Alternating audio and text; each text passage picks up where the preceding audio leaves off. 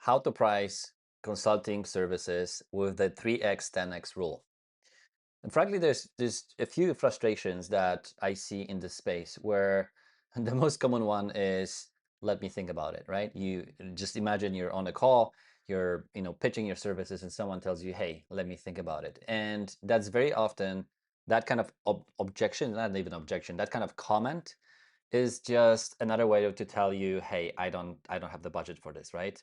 Very few people will be so direct to tell you I don't have the money, because if they, it requires a level of honesty with themselves that they cannot afford something, right? So they want to think about it, right?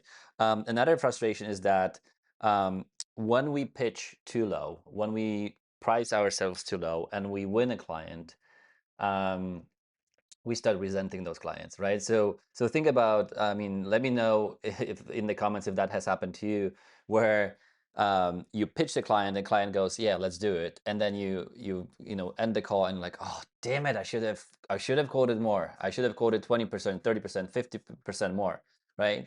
And you landed the client, that's great, but now you have to deliver this work that you planned, and it's underpriced, and you start resenting that business relationship, right? And that's obviously not healthy for anyone.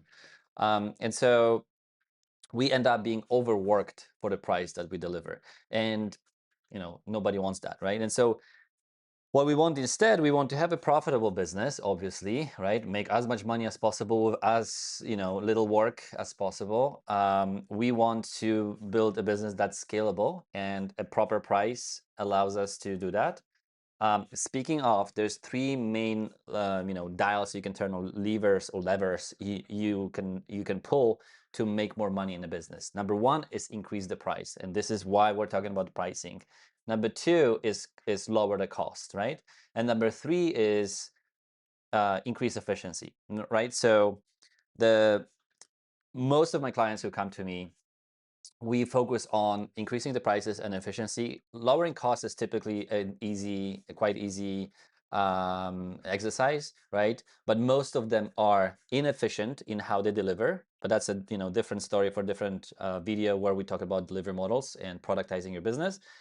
And they also at the same time not priced properly, right? So they leave money on the table. They sell themselves, too cheaply, right? And so we want to be profitable. We want to scale. We want to completely remove that comment of like, let me think about it, right? And so typical mistakes when it comes to pricing is that consultants still price themselves hourly, right? Or packages, right? So package of 10 hours, package of 5 hours, whatever that is, that's still hourly.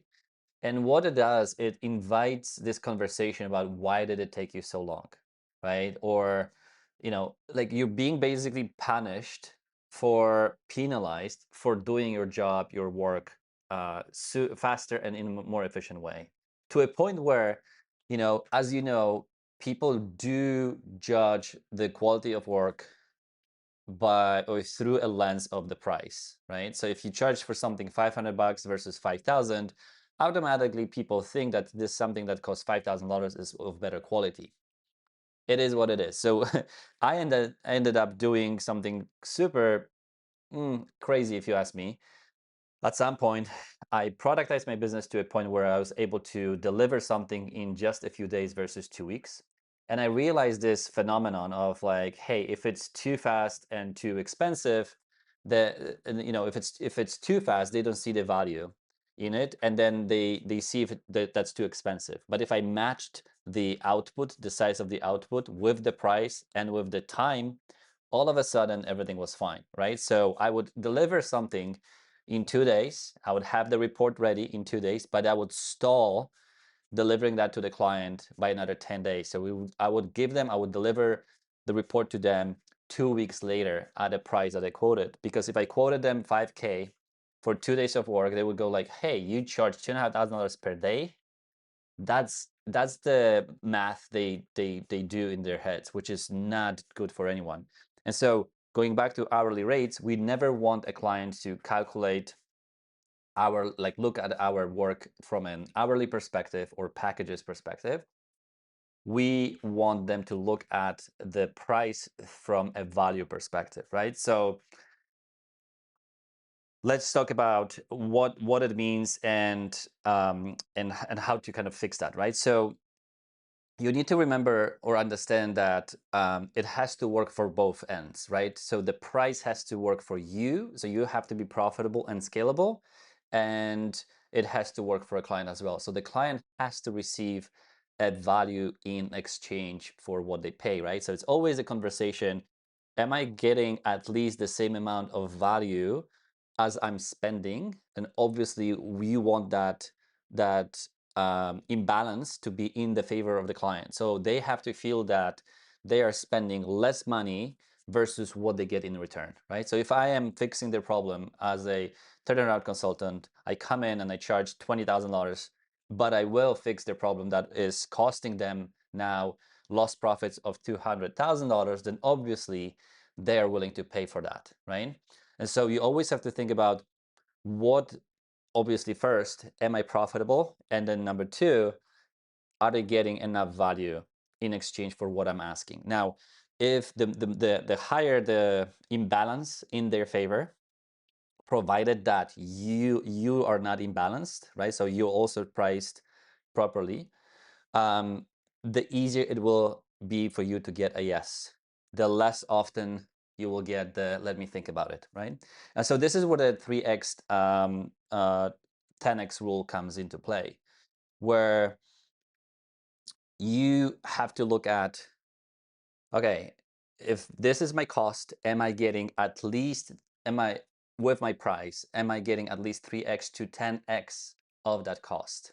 And then from the other side, from the client side, are they getting 3x to 10x back in value, right? So, okay, so how do we actually calculate that? So it's actually quite simple. Let me pull up my scribbles, and I'll show you. They're right here, and I'll show you in just a second, right? So it all starts with you, your goal, your revenue goal, right? And we'll just use a very simple example of how I look at it, in terms of making $100,000 per year, right? And just, we're assuming obviously you only have one service line, one offer, and you want to be making $100,000 a year.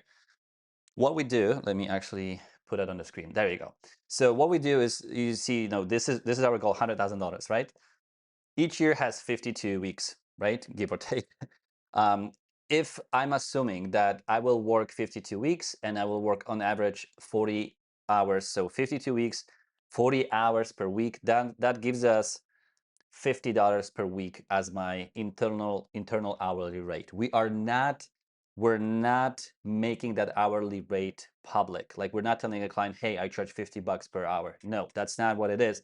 This is just for us, for our calculations purposes, right?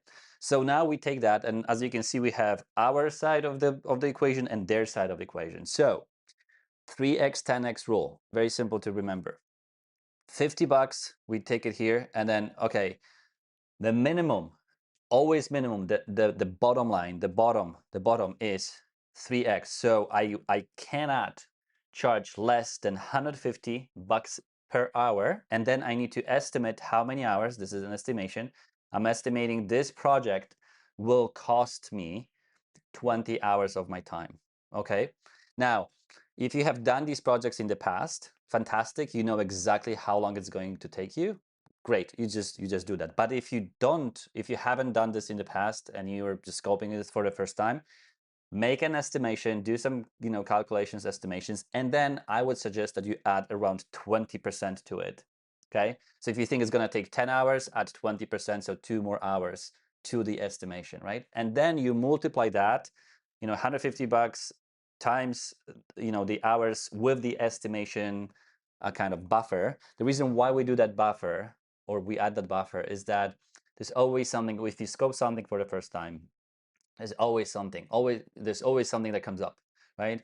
There might be some unexpected elements you haven't thought about. You're doing this project for the first time, first scope, in this project. There's always something. So account for that, and you will not lose it, because you will not lose, because otherwise you estimate, and I promise you, the same way you are frustrated when you price something and the client buys it and like, I wish I quoted more. That's exactly the same feeling when you estimate something and like, I should have estimated 20% more or 30% more, whatever.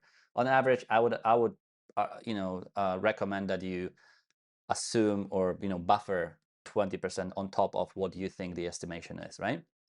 So again, going back to these calculations, 3x is the minimum, right? 10x per hour is where we want to go. Like we want to go as far as possible, but obviously with pricing, remember the three dials that I mentioned: price, cost, and efficiency. With pricing and cost, there is a limit to what you can do, how much you can squeeze out of those two, right? The delta, the difference between price and cost, that's your profit. So you can only go so low with the cost, and you can only go so high with the price. I mean, you cannot outprice the market. I mean, you can a little bit by 10, 20% if you have good brand, if there's a reason, if you're the only one in, I mean, if you're the only one in the market, you can ask for whatever price. But if there's certain conditions, you can outprice the market a little bit, but you cannot go up forever, right? So there's a limit. There's a limit to it, right? So, and then with efficiency, there's way more room for us to kind of be more efficient. There's productization, there's AI, there's all these tools.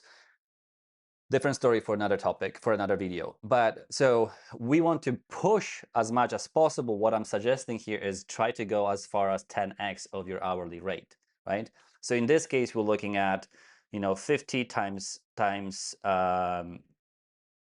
50 bucks times 10, that's 500. It's not 100, it's not 300. That's 500. And then oops, right? So 50 times 10, wrong math. 50 times 10, 500, right? And so times the estimation and times the buffer, same stuff, right? So we're looking at, we're just gonna remove this. We're looking at a price of between 3,000 and 10,000, right?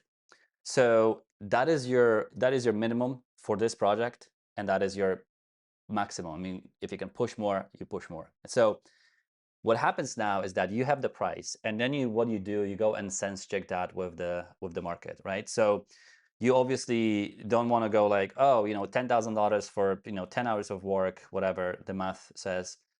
I'm just gonna go with it. I'm gonna ask for 10K because Mike told me so. Like you have to sense check this. Like you have to go and compare that price with the market. If it turns out that it has to be lower, you go lower. If it turns out that it has to be lower than your minimum, then there's something wrong with your offer. There's something wrong with your cost. There's something wrong with your efficiency. Maybe it shouldn't take that long, right? Maybe you're estimating too many hours. Maybe you should be more efficient in what you do, right? So, but that is so you calculate your annual. You divide your annual by number of weeks, number of hours you want to work. That gives you the hourly rate. Then you multiply that hourly rate plus times the estimated time plus the buffer, and then you sense check. If the sense check comes back positive, as in like, yeah, that makes sense. I mean, it's common sense. I mean, it sounds reasonable to charge this much. Then you have to go, oh, I lost it. Then you have to go and look at it from a different perspective. Now, is the client or potential lead getting, so their side of the equation, getting at least 3x to 10x of value, right? So again, this is wrong math here.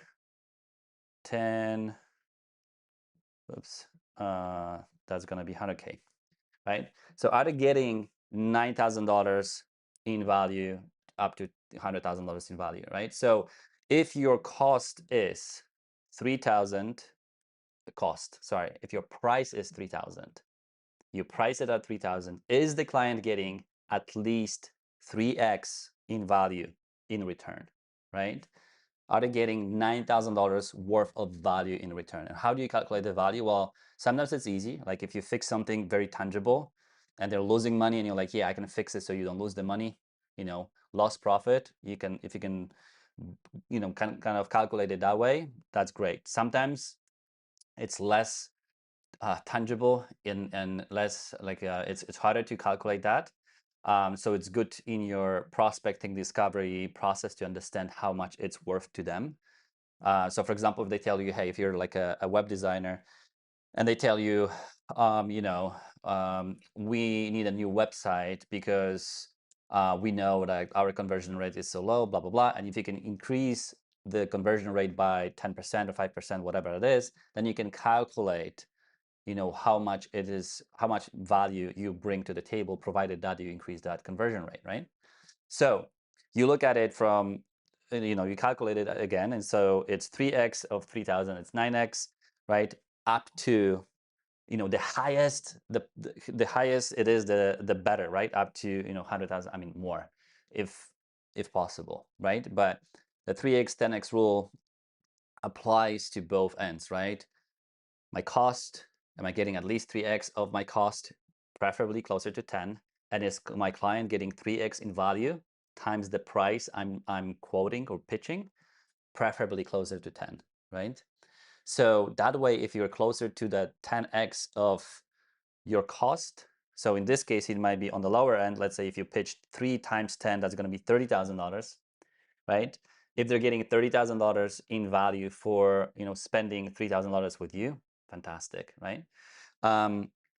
So the better that ratio or imbalance in favor of the client. And look, that imbalance is not, that imbalance in favor of the client doesn't mean you are losing anything, because you have already factored in a 3x to 10x of the price, right? Which is great. So the bigger the imbalance there is, the easier it's going to be for you to close the client, right? So that's how I am approaching pricing, especially in the beginning. Like, obviously, as you get closer to, as you sell more of the same project, as you sell more of the same scope, you work with the same industry more often, you build your brand, you build your positioning, things like that. It's easier to understand what the price is and how what you can expect from the market. But just remember, start with the end goal of your revenue for a year, and then go kind of backwards from there to calculate your hourly rate, estimate how much time it's going to take you to deliver the project, add a bit of a buffer if you do this for the first time, 3x, 10x that to price it, to price the pitch, and then sense check with the market, with your competitors, and then see if the client is potentially getting 3x to 10x in value in return for that, for the price. That's how I would approach pricing. If you're looking for a full breakdown and full map of how to build a consulting business, how to use a model that a 100K consultant model that is installing the fundamentals of a business, a consulting business, solo consulting business, that is able to make 100K per month solo with the help of a VA or two and a bit of AI, obviously. And if you want to see how we install a consulting flywheel, and how can we actually run this business, and what to do on the Monday morning and what to do on a Thursday night in terms of, like, what do I do next? How do I respond this? Do I send a proposal? If you want to see that, there's a video. I'm going to link that video below. It's called the 100K Consultant Flywheel. And yeah, I'll see you there.